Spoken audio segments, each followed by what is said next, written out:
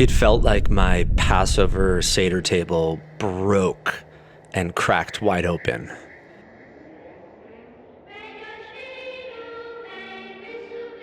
It wasn't until last year's Seder where I felt that the polarization, the anger, the contempt, the certainty at my Seder, that it felt like I came out of that experience with ruptured friendships, with a feeling of deep shame and disappointment that I failed my people at my own Seder table.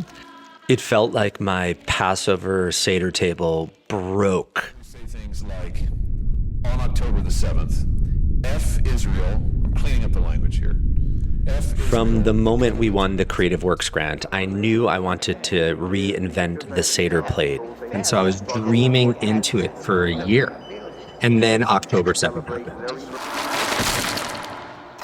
To me, it exposed something so much deeper.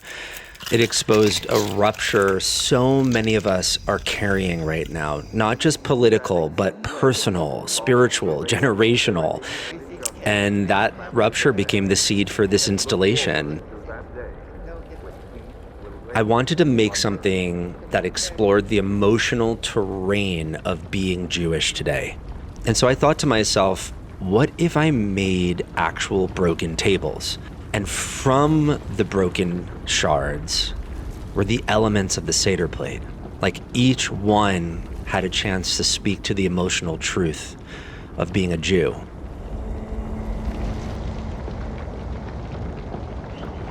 The journey in and out of the space of the ritual.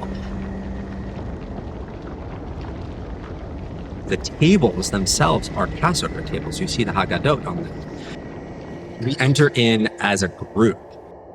The first table that they go to is the roots. I want to bring them into, first and foremost, the ancestors.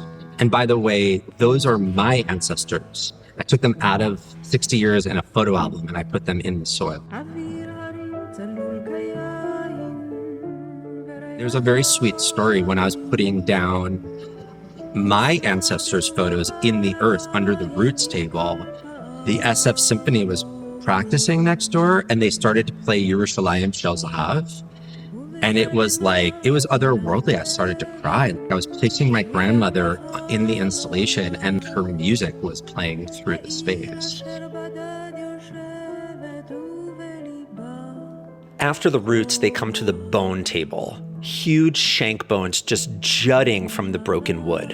I really wanted it to feel exposed and raw, like an unhealed wound.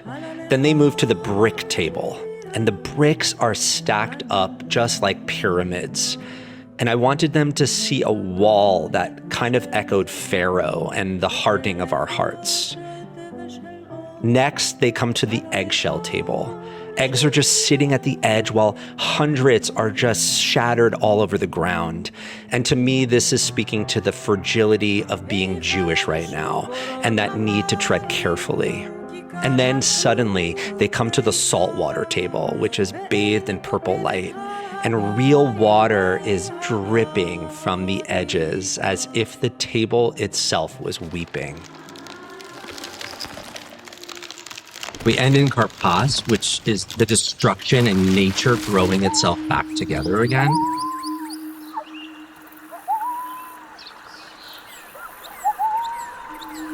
So I wanted them to go through the sound experience and to have that be provocative.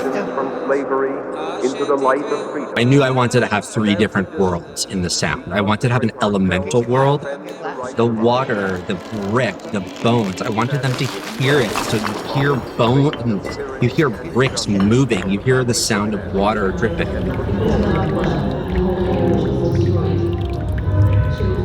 The second sound world, I wanted there to be familiar table songs. Manish Tanah, like Kadesh Orchat, Dayenu.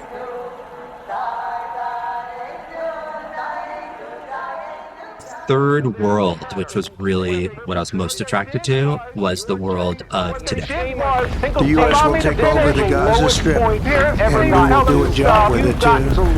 The President of the United States, like Trump, Netanyahu, Sinwar, Putin. I wanted to hear the sounds of social media, of Zionists and anti-Zionists. I wanted to hear the sound of protests. I wanted to hear the sound of mothers crying. We found ourselves under rubble. In the blink of an eye, we didn't recognize where we were. The whole area was destroyed. And I wanted to weave those three things together that are kind of pulling us and pushing us through the Seder.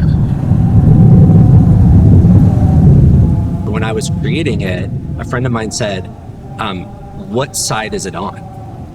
And I'm like, it's not on any side, it's all sides. It's holding the whole thing. The whole point of this is to be so inclusive. Art can hold it all.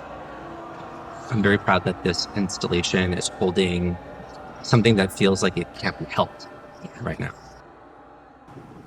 And I knew I didn't want to just end there. And so I realized, what's the thing that is we actually break at the table, which is the matzah.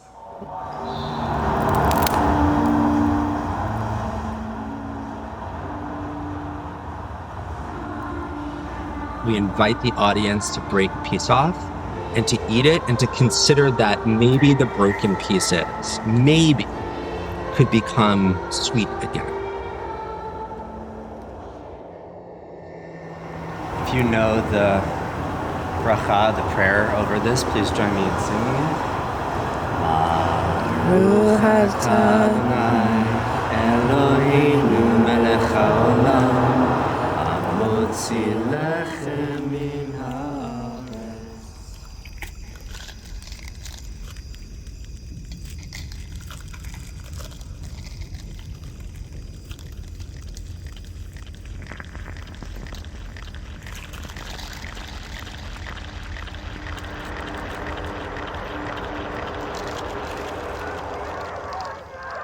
We end the installation with a question, because Passover is all about questions. And the question is, what makes this time different?